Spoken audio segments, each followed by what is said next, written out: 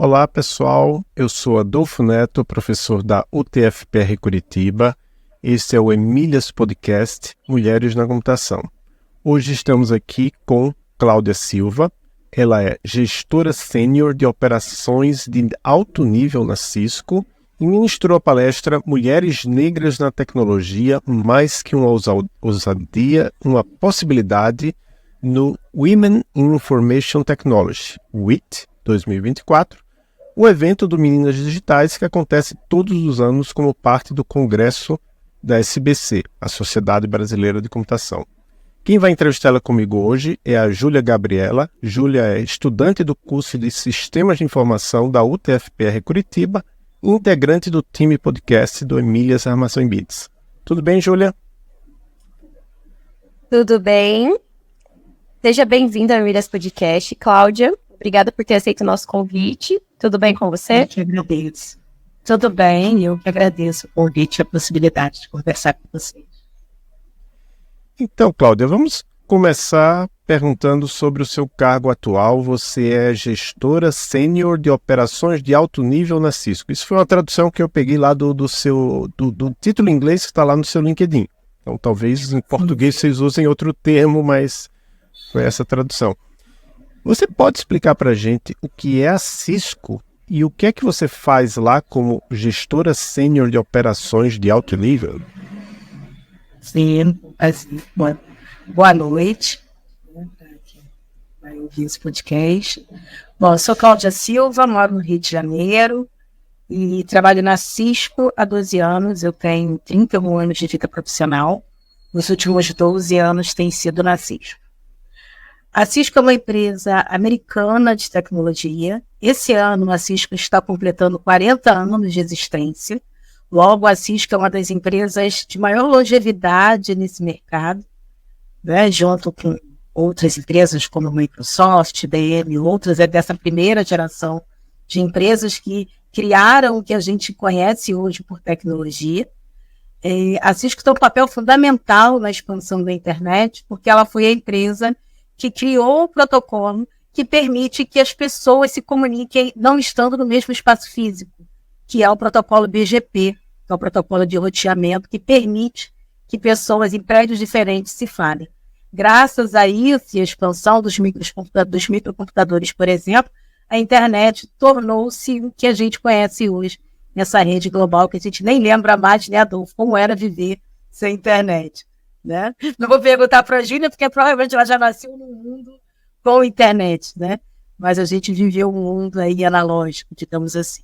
Bom, essa é a Cisco, é uma fabricante americana de hardware e software. A Cisco está nesse momento passando por uma profunda transformação, porque ela sempre foi conhecida como uma empresa de hardware, e ela está se posicionando frente aos novos tempos de mercado, às novas necessidades de mercado, como uma empresa que também lidera na área de software. Né? E o que eu faço na Cisco? Bom, como uma empresa americana, os nomes são em inglês. Né? Então, o nome da minha função da Cisco é HTOM, H-T-O-M, que é High Touch Operations Manager. A tradução do Adolfo está correta, é uma gestora sênior de contas de alto nível, de clientes corporativos. Então, eu atuo no segmento B2B, eu atuo com clientes corporativos, eu não atendo pessoas físicas. E o meu trabalho, se eu fosse falar em português, como eu gosto de explicar melhor o que eu faço gestão pós-venda de contas corporativas. Mal comparando, seria como se você tivesse uma conta no Itaú e fosse cliente personalité. E aí você tem um gerente que você paga uma tarifa mensal que te dá direito a esse serviço, e aí você tem um gerente personalizado que cuida da sua conta. Os clientes da Cisco têm a opção, esse é o serviço que eu desenvolvo junto com uma equipe, é um serviço que o cliente paga para ter. Então, o cliente tem uma pessoa dentro da Cisco que faz toda a gestão do contrato que ele tem com a Cisco de produtos e serviços na esfera de pós-venda. Então, se o cliente tem alguma dúvida em relação a se um produto está ou não no contrato dele, se o cliente abre um incidente com o grupo de suporte da Cisco, que as pessoas conhecem como TAC, né? Technical Assistance Center, se ele tem algum problema que transcende aí a questão operacional e que requer que eu fale com outras áreas da Cisco, área de desenvolvimento, área de venda, pré-venda, logística, etc. Eu sou o ponto primário de contato dos clientes que eu atendo para toda e qualquer demanda do cliente que não seja venda. E, eventualmente, às vezes, uma demanda que ele me traz de pós-venda vira venda. Também acontece, né? Ele traz uma demanda que, no final, a gente entende que tem um produto ou um serviço que pode atender a necessidade dele. Então, é um trabalho muito próximo ao cliente, às áreas de operações do cliente, os NOCs, né, os centros de operação do cliente, dentro das empresas que eu atendo. Os meus clientes são os gerentes de NOC, os gerentes de contrato, os gerentes de serviço, e, eventualmente, às vezes, também, em alguns contextos, a gente fala com a área de compras. Eu atendo diversas tecnologias dentro da Cisco. Eu já trabalhei com a parte de route switching, por exemplo. Eu trabalho muito na área de gestão de infraestrutura, vamos dizer, porque tecnologia é uma coisa ampla, né? Sendo a Cisco uma empresa que atua muito na área de infraestrutura e de software, eu trabalho mais na área de gestão de infraestrutura, ou seja, atendendo clientes que trabalham com a parte de roteamento, equipamentos como roteadores, switches, firewalls, etc., né? E também agora a parte de software de uma forma mais recente, mas fundamentalmente desenvolvendo relacionamentos e atendendo as demandas desses clientes. Eu trabalho no segmento de operadoras, né?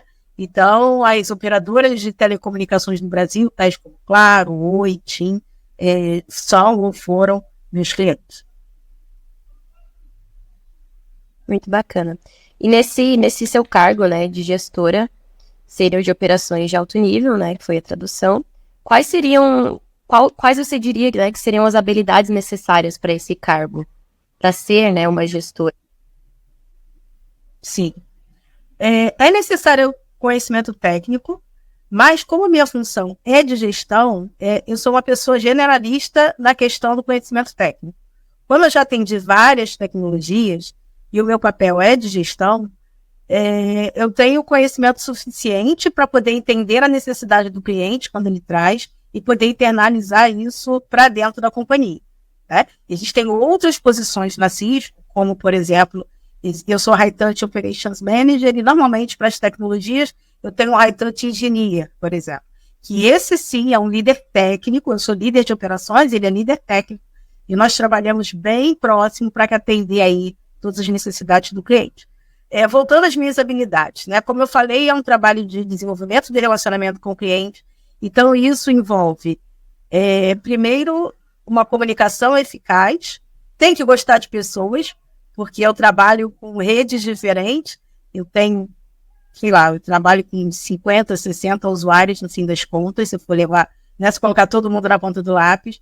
Então, entender de pessoas, saber ter uma escuta empática, falando de habilidades socioemocionais, trabalhar com gestão de crises. Eventualmente, a gente tem coisas que saem um pouco da curva e você tem que saber se comunicar com a empresa, desde o nível executivo até o analista, que está ali na ponta resolvendo o problema. E existe uma parte que é administrativa muito grande também, e uma grande característica é saber pegar um problema altamente técnico e traduzi-lo ou simplificá-lo para explicar em áreas diversas da empresa. Então, é fundamentalmente um trabalho de lidar com pessoas, lidar com o imprevisto.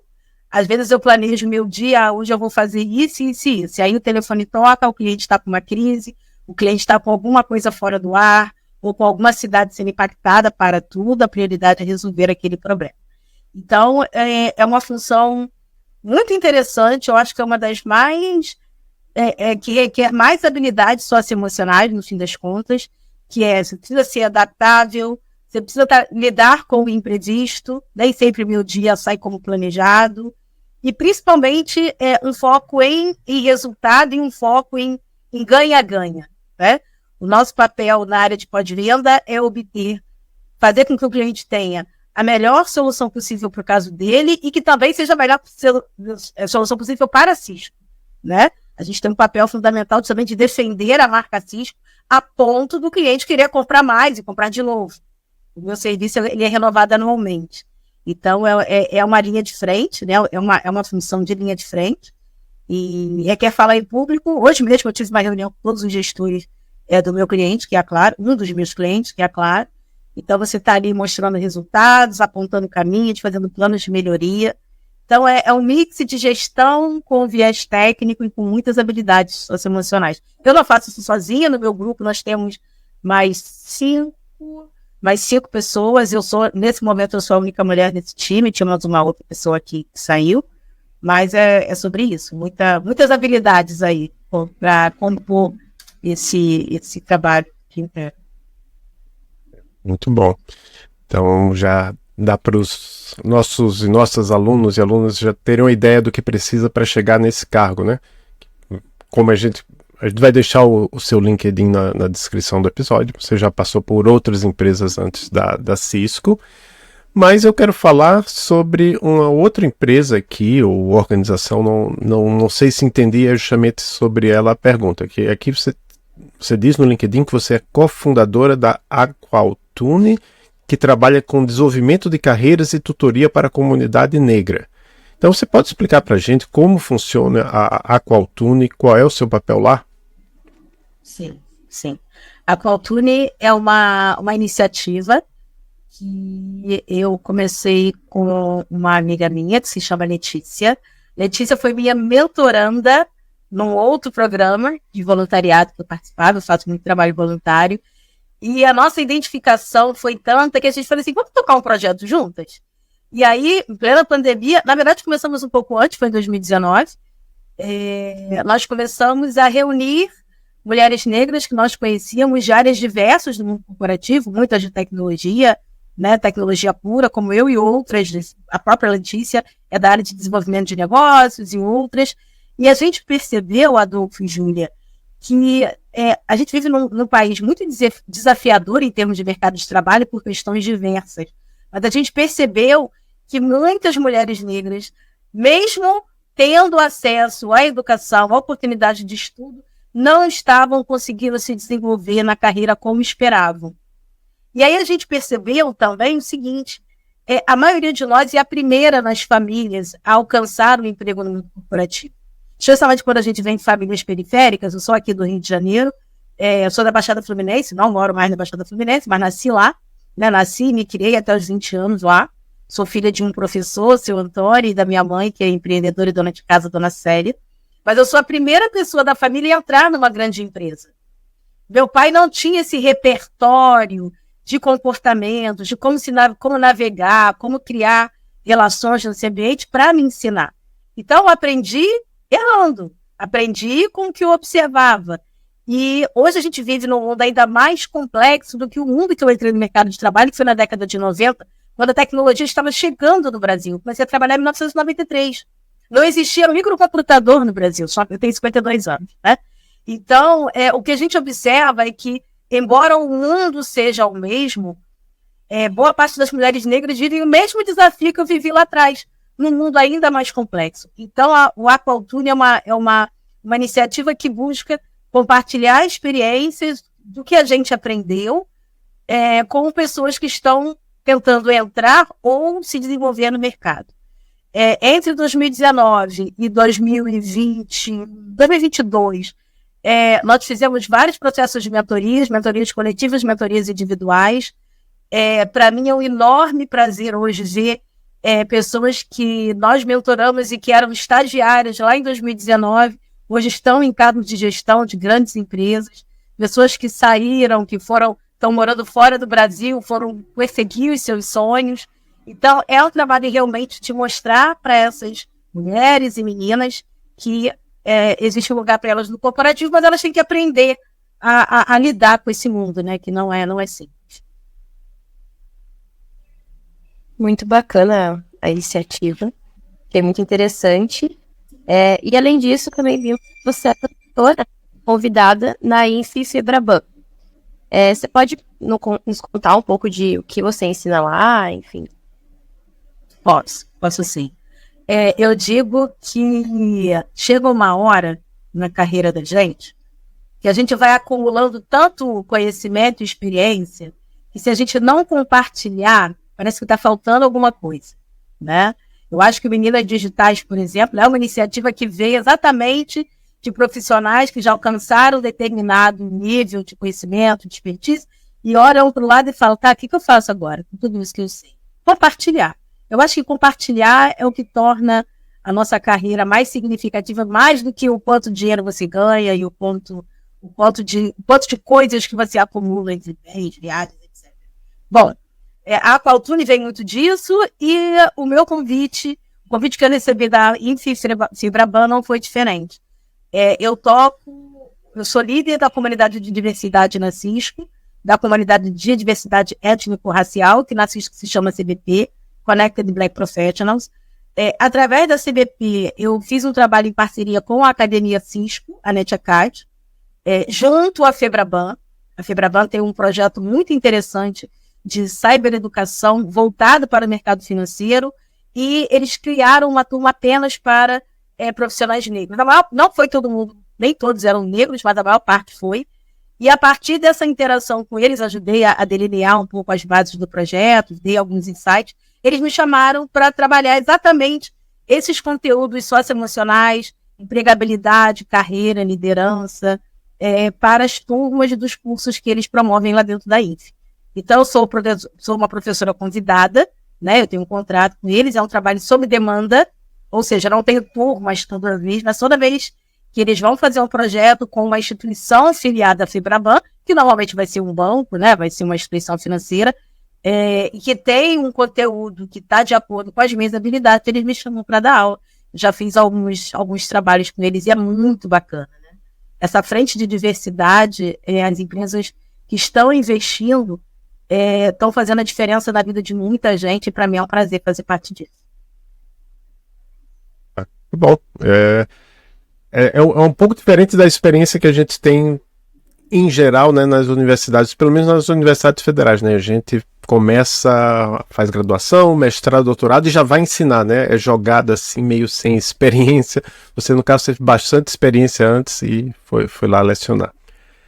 Exato. E aí, já que a gente está falando de universidade, né? Você ministrou a palestra Mulheres Negras na Tecnologia, mais que uma ousadia, uma possibilidade, lá no Women in Information Technology. Eu falo que tá ligado à universidade porque é um evento do Meninas Digitais que surgiu, eu acredito, principalmente através de professoras universitárias. Esse evento acontece todos os anos como parte do Congresso da Sociedade Brasileira de Computação, que eu acho que eu lamento um pouco que relativamente poucas pessoas do mercado como você participam do congresso, de eventos em geral da SBC. Mas enfim, a questão é que a coordenadora do programa de extensão Emílias Armação e Bits, que é a professora Maria Cláudia Emer, estava lá, gostou da sua palestra e disse, vamos entrevistá-la lá no podcast. Então você pode contar um pouco como é que foi essa palestra, como é que foi a experiência de estar no IT? Sim, posso sim. Primeiro eu vou contar como eu cheguei no IT, né? Também foi por conta desse trabalho que eu realizo como líder da comunidade de afinidade étnico-racial. Em 2020, estamos em 2024, no ano passado, eu também, em parceria com a Academia Cisco, vim participar de um evento aqui no Rio, na Nave do Conhecimento, não sei se vocês conhecem, que é uma instituição pública, né, da Prefeitura do Rio de Janeiro, que promove cursos de tecnologia gratuitos na cidade. E ela também é uma academia Cisco, né? A Nave é uma academia Cisco. Então, eu fui convidada, a participar de um evento como palestrante no Dia da Mulher, na Semana da Mulher, em março do ano passado. Nesse evento, eu conheci a professora Luciana Salgado, que é também uma das líderes, né, do projeto Meninas Digitais e tem uma participação muito ativa na SBC. E por meio dela chegou um convite para mim, para eu ir ano passado para o Congresso SBC, mas não para o IT, foi para a parte de qualidade. Eu tive a oportunidade de participar em João Pessoa, numa roda de conversa, eu representando o mercado e vários professores representando as universidades. Foi uma conversa muito interessante sobre a evasão escolar e como as universidades podem se adaptar aos novos tempos, né? Foi uma participação muito interessante e a partir daí veio o convite para esse ano participar do WIT. E para minha felicidade, a minha participação caiu também no dia 25 de julho, que é comemorado desde 1992 nas Américas, o Dia da Mulher Negra e Latino-Americana, né? Que é uma data que é celebrada pelas mulheres negras que estão na América Latina, no que a gente chama de diáspora, né? Porque estamos num território, é uma longa história, mas estamos num território que não é o nosso original, né? Nossos antepassados foram trazidos para cá e nós ficamos aqui. Então, essa data é para celebrar e para lembrar aí tudo que a gente ainda tem que avançar para termos uma sociedade mais igualitária. Bom, então, a minha palestra foi sobre os desafios e as oportunidades que mulheres, no geral, que mulheres negras têm em tecnologia, né? Sobre desafios, eu falei da falta de representatividade. Eu fui conhecer uma engenheira negra, eu tinha mais de 40 anos, né? Inclusive, na minha adolescência, eu não mencionei isso na palestra, eu quis fazer engenharia e a minha família falou, você tá doida? Isso lá em 1980, aí, lá vai. Meu pai falou, você tá doida? Eu nunca vi engenheiro preto, ainda mais engenheira. Imagina uma menina adolescente na Baixada Fluminense, eu estudava numa escola particular, meus amigos estavam fazendo engenharia, eu falei, vou fazer também. Meu pai, não, você não vai fazer engenharia não, você vai fazer outra coisa. Não tem dinheiro para bancar, né? Então são as barreiras que a gente enfrenta, né? Barreiras sociais, barreiras de gênero, barreiras de falta de representatividade. Então, são muitas as barreiras. Hoje, se uma jovem negra diz que ela quer ser engenheira, ela tem inúmeras para se espelhar, né? Mas a gente ainda tem a dificuldade de fazer com que esses exemplos cheguem a todas as pessoas. Então, foi trazer um pouco da minha experiência, um pouco da minha visão sobre quais são as barreiras que a gente enfrenta e, principalmente, um pouco das oportunidades que, apesar das barreiras, nós temos.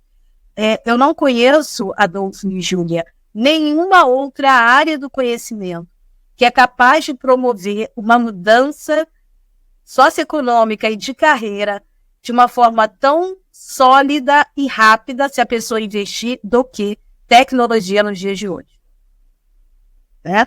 Então, é importante que esse conhecimento chegue ao máximo de jovens possível. Não só jovens, a gente tem hoje um contingente muito grande de mulheres que estão se reinventando profissionalmente, né? Seja porque trabalhavam em áreas em que a demanda caiu demais e elas têm que buscar outra coisa para poder continuar trabalhando e se mantendo, seja porque tiveram algum contato com a tecnologia e demonstraram interesse sobre a área, seja porque elas estão vendo que o mercado todo hoje está virando para a tecnologia, independente da área, e elas querem trabalhar. Então, é importante a gente falar que, primeiro, existem oportunidades e, segundo, desmistificar a ideia de que só quem é de exatas pode trabalhar em tecnologia. Tecnologia é uma área que ela é aberta para todas as pessoas. Em algumas áreas, tecnologia é o fim, é a área fim. Digo, se você é engenheiro, se você é analista de sistemas, se você é desenvolvedor, você está na área fim em tecnologia. Mas você pode estar na área meio. Você pode usar outras habilidades, como eu mesma uso, por exemplo, as minhas habilidades socioemocionais. Eu tenho um conhecimento de exatas, mas na minha carreira, tem algumas perguntas sobre isso, eu vou falar mais à frente, eu entendi que as minhas habilidades seriam melhores utilizadas não na área de exatas, mas eu queria continuar em tecnologia. E fui encontrando meu caminho para isso e estou na área há mais de 20 anos. Então, é desmistificar que só existe uma porta para a tecnologia. Então, isso foi que eu tentei trazer para a minha palestra. Espero ter atendido a expectativa. Muito bom. Eu só quero complementar uma coisa que você falou da Academia Cisco, né? E eu lembrei realmente, a Cisco é uma empresa que tem muitas parcerias com universidades, inclusive com a própria UTFPR, né? A UTFPR é parceira da Academia Cisco. Então, e sobre a questão das várias possibilidades de carreira na computação, esse foi um dos objetivos quando a gente criou esse podcast. Porque tem mulheres que a gente entrevistou que são programadoras, coders mesmo, de ficar escrevendo. Tem uma que a gente... não foi nesse, mas foi em outro, que ela trabalha com sistemas formais, enfim. Tem quem trabalha com redes, a gente já teve um entrevistado que trabalha com redes, então os episódios do podcast são uma forma de você explorar as possibilidades de carreira na computação. Agora vamos começar a parte de... Certo, e começar a parte de formação, aí a Júlia vai fazer a pergunta agora. Você chegou a comentar um pouquinho, né, sobre, enfim, sua formação, e a gente queria saber um pouquinho mais sobre sua graduação, né, em gestão empresarial e tecnologia da informação. Como que você acabou escolhendo esse curso? Vamos lá. Bom, o primeiro curso de graduação que eu comecei foi Direito. Olha isso, Direito, tudo a ver.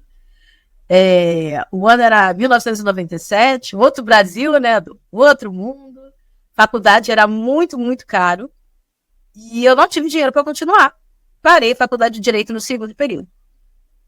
8 anos, e aí a vida segue, né? Eu trabalhava na área administrativa, tinha vontade de fazer Direito para advogar mesmo, tinha vontade de ser advogado. Só que a vida vai levando a gente para outros caminhos, e quando a gente tem uma vida profissional muito pautada pela necessidade de sobrevivência, hoje eu posso fazer escolhas, né? Mas naquele momento nem tanto. Eu entrei numa empresa administrativa que por acaso era eu entrei numa vaga administrativa que por acaso era uma empresa de tecnologia, né? Anterior a Cisco. E fiquei nessa empresa há muito tempo, e foi ali que eu entrei e fiz a minha transição para o que na época era telecom, né? Até então a gente nem usava o termo TI, a gente usava telecom, né?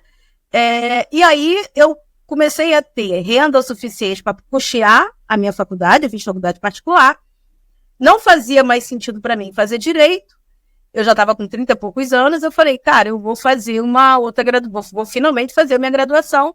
Aí já tinham criado os cursos de graduação tecnológica, e eu já tinha naquele momento um entendimento de que gestão era onde eu ia me desenvolver melhor.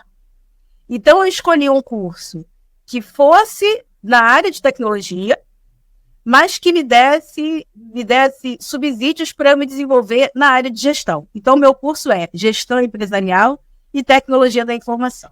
Então, ele tem um viés que é um pouco de tecnologia. Eu dei gestão de projetos, eu dei gestão de operações. Tinha uma matéria muito interessante falando sobre economia da informação, por exemplo. E outras matérias correlatas, finanças, enfim, né? E foi assim que eu escolhi meu curso. Eu já estava no mercado de trabalho, já estava atuando em tecnologia, e eu queria um curso que me desse uma formação mais rápida. Não estava interessada em fazer, por exemplo, administração, ou por exemplo, computação, ou algo do tipo. Então, foi uma opção muito, muito interessante. Eu tenho muito orgulho do meu curso. Eu estudei numa universidade aqui no Rio chamada Estácio de Sá. Acho que hoje em dia tem no Brasil todo, né? Mas eu estudei na Estácio de Sá. O meu curso foi muito bom, muito interessante, a ponto de depois, quando eu fui procurar pós-graduação, eu olhava as grades de pós-graduação e falava, gente, mas é muito parecido com o que eu fiz. Então, eu vou esperar até que apareça um curso que realmente me interessa. Então, e eu terminei minha faculdade com 36 anos, eu vou ter com 33, terminei com 35 para 36. Eu acho importante pontuar isso, porque a gente está num contexto hoje socioeconômico em que a gente vai trabalhar, né? Se tudo der certo e não tiver outra reforma, a gente vai trabalhar até 62 anos, se for mulher, quem está entrando agora, e 67 se for homem. E a gente tem pessoas com 30 achando que já está tarde para estudar. Não está. Não está. Então, eu gosto muito de pontuar as idades em que eu fiz alguns movimentos, porque eu sei que muitas pessoas acham que às vezes está tarde para tomar algumas decisões, ou está tarde para começar alguma coisa. Não está. Enquanto a gente tem vida e tem saúde, a gente pode mudar, reinventar, pode dar um pouco mais de trabalho, que normalmente a gente tem um pouco mais de responsabilidade, com pais, com filhos, com o próprio trabalho, mas se a pessoa tem interesse em fazer, eu acho que ela tem que fazer.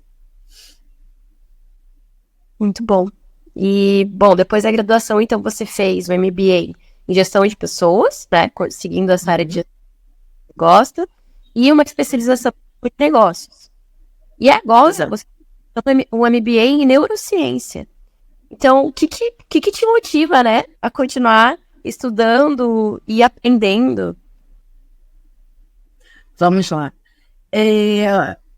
Conforme eu fui até 2019, até a pandemia, digamos assim, eu não tinha pessoas que reportavam para mim. O meu trabalho era eu era gestora de processos e negócios, mas não era gestora de pessoas.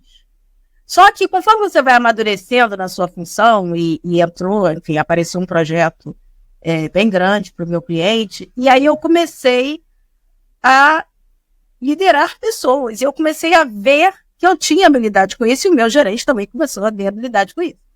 Mas para que eu pudesse pleitear a oportunidade de ter realmente liderar pessoas, eu tinha que ter alguma formação na área. Eu senti essa necessidade de entender um pouco mais de gestão de pessoas, de avaliação de desempenho, de feedback, etc., para poder internamente pleitear, poder ter pessoas reportando para mim.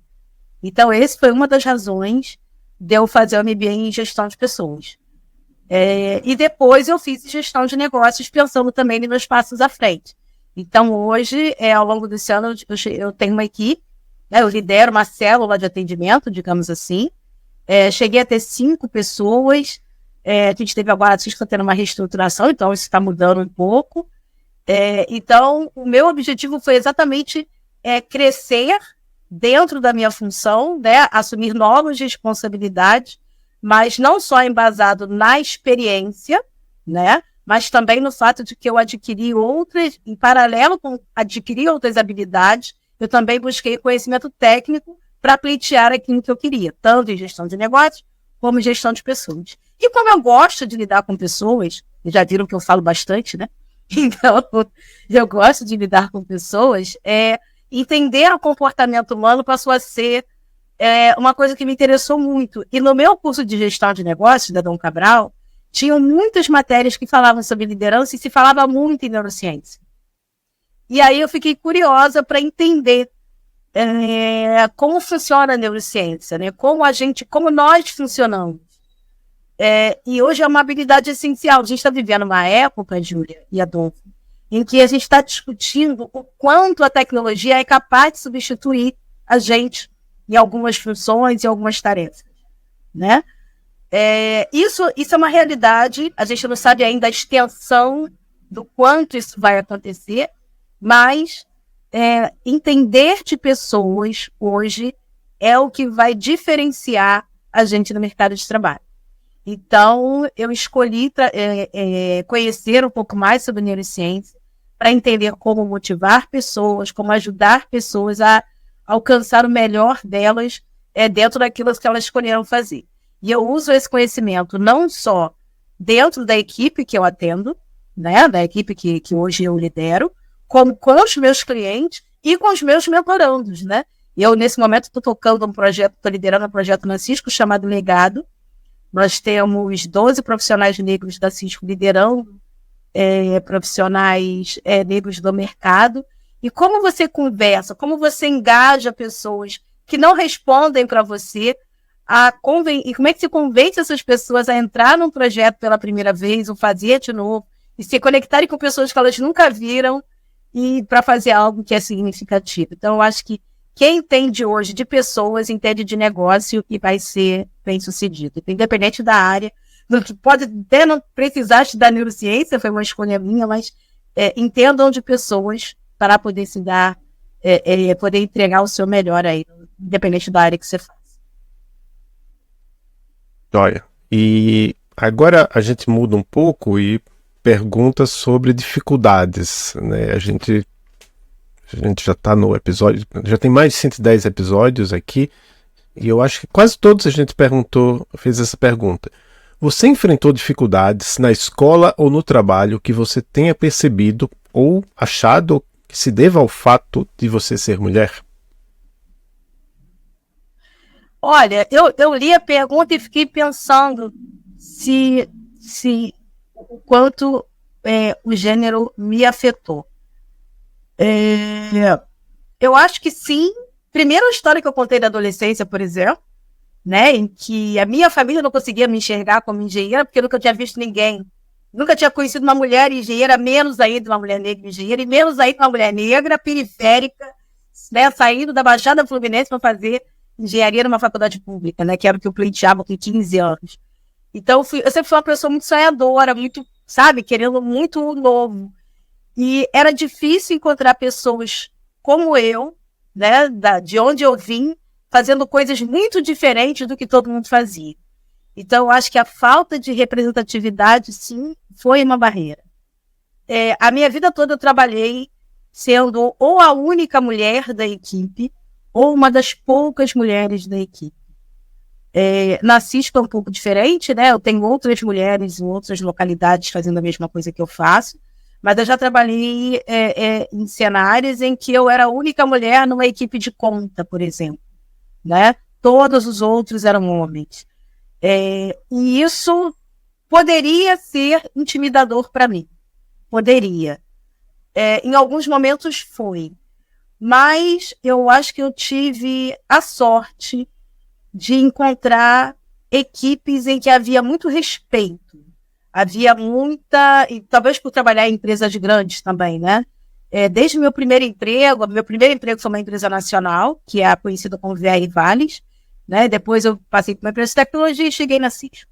Então, sempre foram empresas grandes. E aí, quando você está em empresas grandes, empresas que têm mais de 100, 200, 300 funcionários, essas empresas têm políticas muito claras, modos de conduta muito claros. Então, eu sempre me senti muito respeitada nas equipes em que eu trabalhei, né? Mas enfrentei, sim, barreiras, né?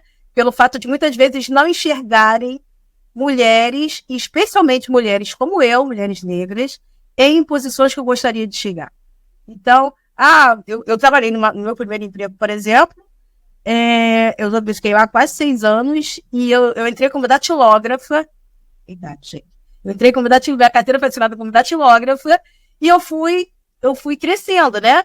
Aí passei de datilógrafa, eu passei para assistente administrativo, auxiliar, depois assistente 1, 2, 3, ela era 1, 2, 3, que seria mais ou menos um assistente sênior, né? Não tinha tanto essa função de analista. E a minha próxima posição poderia ser supervisora. E não tinha nada que impedisse em termos de capacidade de assumir aquela função, né? E aí eu lembro de um gerente que falou assim, olha, Cláudia, a Cláudia é uma pessoa incrível, ela fala com os clientes, ela tem habilidade X, PTO, mas nem por isso ela vai ser supervisora. Aí gente, eu tinha 20 e poucos anos, eu demorei a entender, né, que aquela empresa tinha estabelecido o que a gente pode chamar hoje, que hoje o mercado de diversidade chama de teto de vidro, né? Então, o mercado ele estabelece tetos de vidro para pessoas que fogem do estereótipo homem branco, né? Então, e jovem, bom dizer, jovem. Então, cada um de nós encontra um teto de vidro e eu encontrei os meus, né? Mas nem todos eu consegui transpor, né? Nesse caso específico, eu acabei mudando de emprego e aí na outra empresa eu cheguei a uma posição de gerência, né? Uma posição de gerência Latinoamérica na outra empresa. E depois eu saí de lá e vim para a Cisco, onde eu também hoje tenho um cargo de gestão.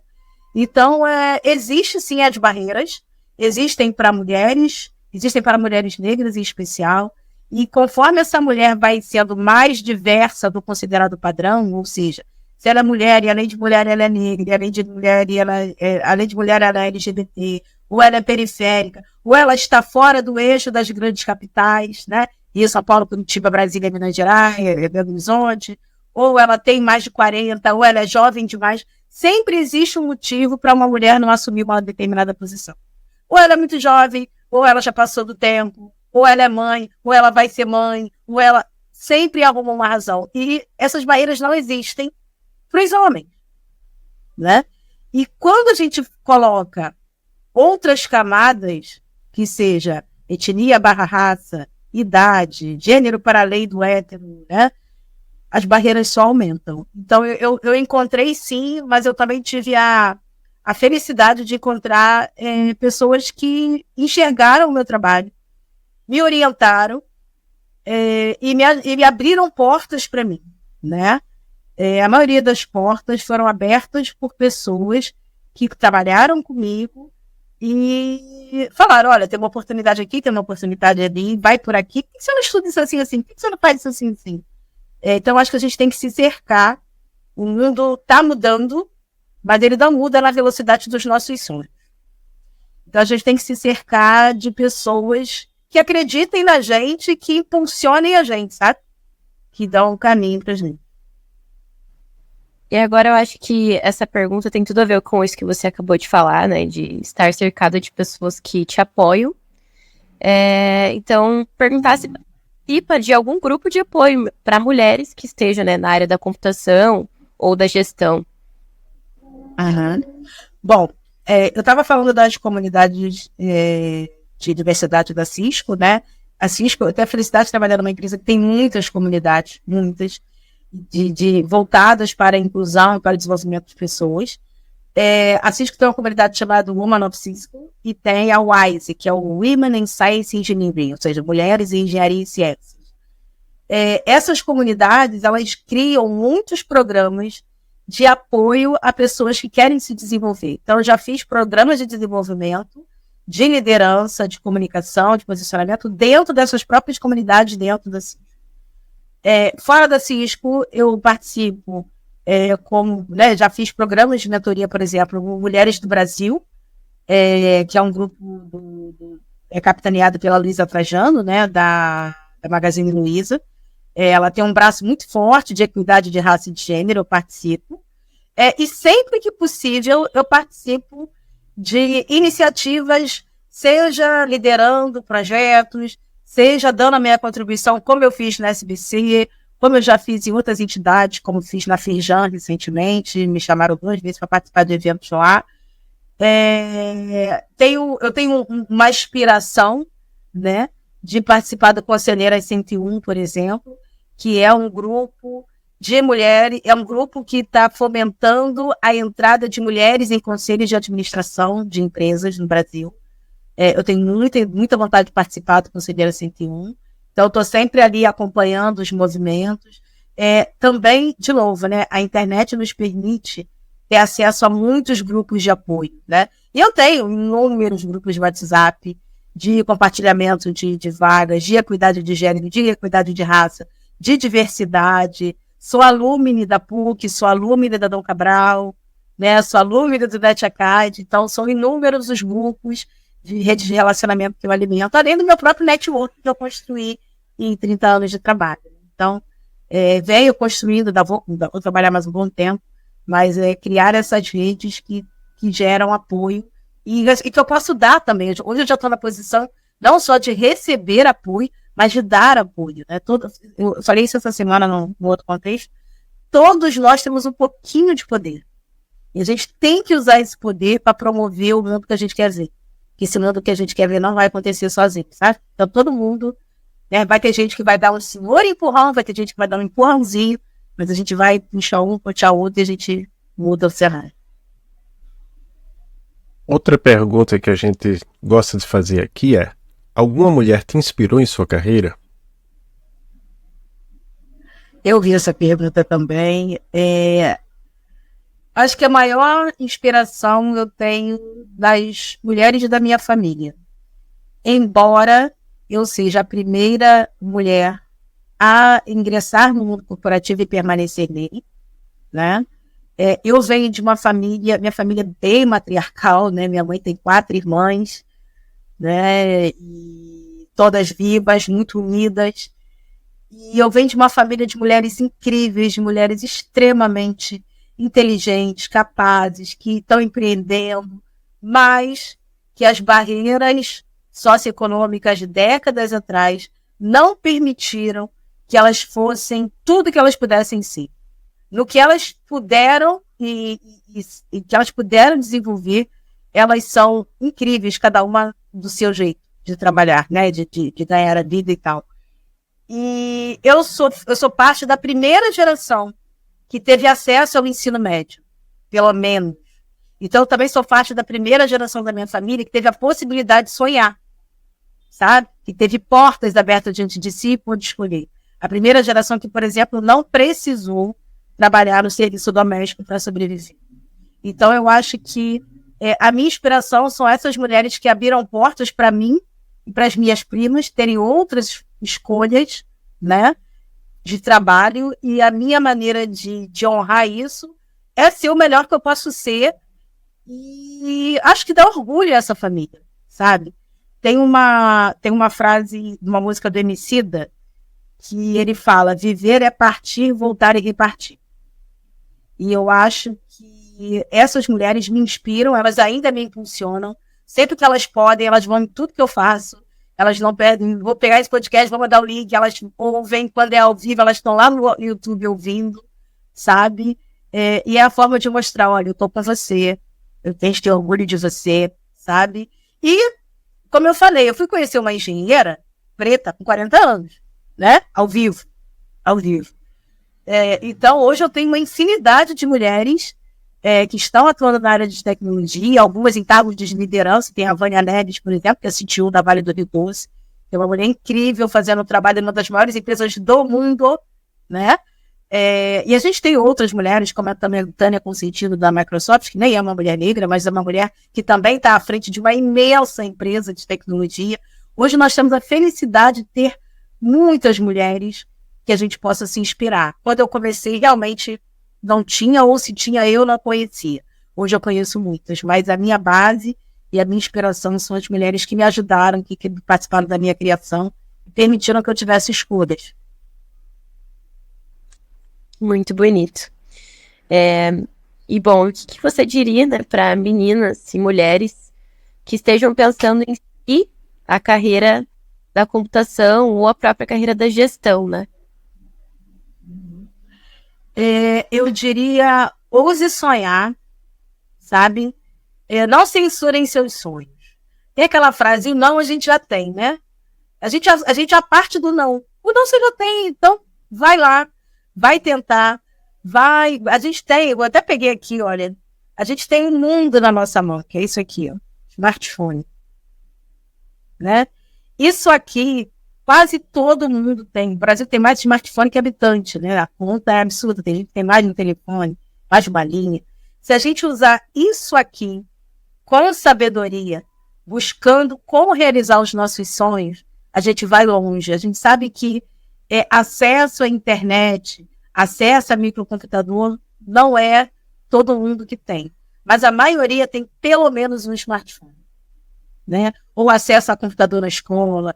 Então, assim, as barreiras, como eu falei, as barreiras existem e vão levar um tempo para a gente conseguir diminuir essas barreiras para que todo mundo passe. Mas comece com o que você tem na mão. É o celular que você tem na mão? Comece com o que você tem na mão.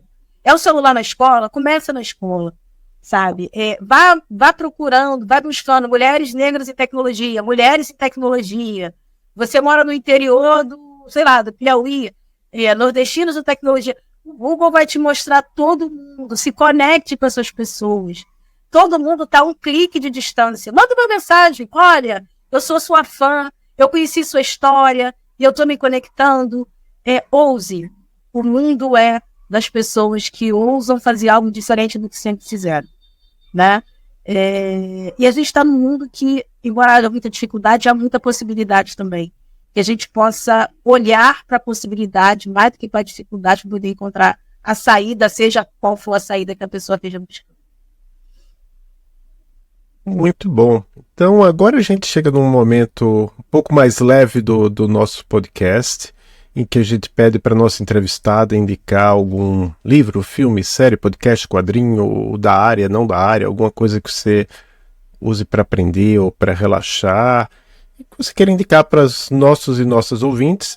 Às vezes eu gosto de indicar alguma coisa também, então dessa vez eu vou indicar baseado no que você falou. Eu nem sei realmente, eu não sou uma pessoa particularmente interessada em neurociência, mas eu sei que tem várias pessoas, tanto é que essa professora é uma professora, ela era professora da UFRJ, aí ela saiu, agora ela está na Universidade de Vanderbilt. Se chama Suzana Herculano Rosel. Ela chegou a ter até coluna no Fantástico, livros de divulgação científica que vendiam em livrarias, né? E ela foi entrevistada recentemente por até um ex-professor também universitário. Agora ele está se dedicando a essa coisa. Eu vou deixar o link do YouTube, mas eu vou dizer também o título porque dá uma ideia para a pessoa que quiser ou não assistir, escutar. Dá para assistir, dá para escutar. Chama assim, Suzana Herculano Rosel explica o papel do autismo na sociedade. Então ela é doutora realmente em neurociência, mas ela se descobriu autista. Eu acho que é esse o termo que ela se descobriu autista. E claro, ela não tem especialidade em autismo, ela é um autista. E aí ela fala sobre isso. E durante o episódio fala um pouco também de neurociência. Mas e você, Cláudia? Quer indicar alguma coisa? Quero sim. Eu terminei hoje de manhã de ler um livro, que é esse livro aqui, olha, Hábitos Atômicos. Eu gosto muito de ler sobre desenvolvimento pessoal, E eu estou numa fase em que eu estou buscando melhorar algumas coisas na minha vida, na minha rotina. E esse livro é muito legal, assim, ele traz formas simples da gente transformar a nossa rotina com coisas leves e alcançar objetivos. E ele está me ajudando bastante. Eu já estou aplicando algumas coisas que eu aprendi aqui e é bem legal conhecer. Tem um outro livro, esse é antigo, né? Eu não sei se ainda vende nas livrarias, que é esse aqui, olha. Mulheres ousadas chegam mais longe. 101 erros inconscientes que atrapalham a sua carreira. Esse é um livro antigo, eu li esse livro em 2005 ou 2006. No momento em que eu tinha acabado de ser efetivada lá no outro emprego, antes da Cisco. E eu estava querendo entender como é que eu crescia, como é que eu me desenvolvia. E esse livro ele fala muito sobre estereótipos de gênero, comportamentos que nós mulheres adotamos dentro do mercado em função dos estereótipos de gênero e como isso a gente faz de forma inconsciente, porque a gente aprendeu que a gente tem que ser boazinha, a gente tem que aprender que tem que ser, né, o que esperam da gente nesse ambiente e como a gente se comunica de forma assertiva, como a gente corre riscos calculados, né, e como a gente avança em determinados pontos da carreira. Então, acho que são esses dois livros que esse é mais antigo, eu de vez em quando releio ele, né? Ele é bem interessante, eu leio. E uma coisa que eu tenho feito muito para relaxar playlists, quando eu tô com a cabeça quando eu tô muito cansada, eu tô precisando aliviar a minha mente, eu amo aquelas playlists de lo-fi do YouTube. E aí tem umas que tem uns cenários assim, que é Paris, que é Londres, eu nunca tive na Europa, né? Então, Paris, Londres, aí eu deixo rodando lá na sala, às vezes eu vou trabalhar lá na sala, eu boto aqui no computador, e fico com aquela paisagem ali, e aquela musiquinha, sabe, aquele som baixo, aí tem lo-fi, tem lo-fi de jazz, tem do ritmo que você quiser. Porque a gente também vive uma fase de excesso de estímulo. Tá todo mundo mentalmente muito cansado. Então, permita-se, às vezes, estar fora das redes, sabe? A gente não precisa dar opinião sobre tudo, a gente não precisa se posicionar sobre tudo, a gente não precisa nem saber tudo. Tem coisa que não é nem informação, nem é conhecimento, é só para sobrecarregar a cabeça da gente mesmo, sabe? Então, encontrar aí esse meio termo do ser feliz de realizações, mas não ter um burnout no caminho, né?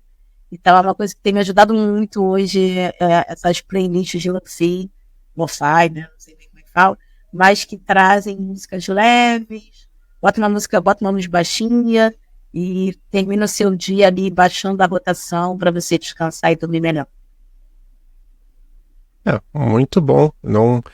Eu vejo de vez em quando passando assim nas sugestões do YouTube essas listas, mas eu nunca parei para colocar elas para escutar. Quando eu quero me concentrar, eu uso alguma coisa, tem umas playlists assim não é nem playlist, às vezes é um vídeo. Binaural Sound, sons binaurais, né? É meio ruído branco, né? Fica uma coisa assim. Muito bom, eu uso também. O Spotify também tem umas playlists Focus, Morning Focus, enfim. De novo, né? O mundo está aqui na mão da gente, né? A gente vai ali e procura sons para relaxar, sons para dormir, sons para acordar, sons para estudar. E vai ter uma playlist para cada necessidade nossa. É muito legal. Então, eu tenho uma pergunta sobre onde as pessoas podem saber mais sobre você. A gente viu que você tem um perfil no Instagram, né? cacau.style e o LinkedIn, Cláudia Silva. Tem mais alguma coisa ou é por aí que você costuma se comunicar? Inclusive, a gente vai deixar o link também para a postagem que você fez da palestra lá no IT, né? Tem uma foto com a professora Silvia Amélia Bin, que é fundadora aqui do Emílias. Mas tem algum outro site? Eu tenho Facebook, mas quase não uso, sinceramente.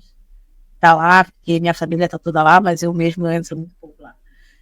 Principais são realmente os Cacau Style, né? Eu sou blogueira, digamos assim, né? Eu falo que no Instagram eu sou só a Cláudia. No Instagram, você vai ver foto minha de treino na academia, foto de look do dia, porque a gente tem que ser alguma coisa para além do trabalho também, né, Adolfinho? A gente não pode viver só de trabalho. Então, quer conhecer a Cláudia profissional? Vai pro LinkedIn. Quer ver a Cláudia malhando, a Cláudia, né, sendo gente, sendo só existindo, vai pro Instagram, entendeu? E a gente precisa, às vezes, separar, né, a vida do trabalho. Então, mas eu compartilho, meu Instagram é público, meu LinkedIn é público, quem quiser me conhecer por lá, eu compartilho livros que li, eu vou fazer um post sobre esse livro, né? Vou fazer post sobre esse livro, falo de shows que eu fui, compartilho coisas que eu gosto de fazer, uso muitos stories, então dá para saber um pouco mais sobre mim lá no Instagram.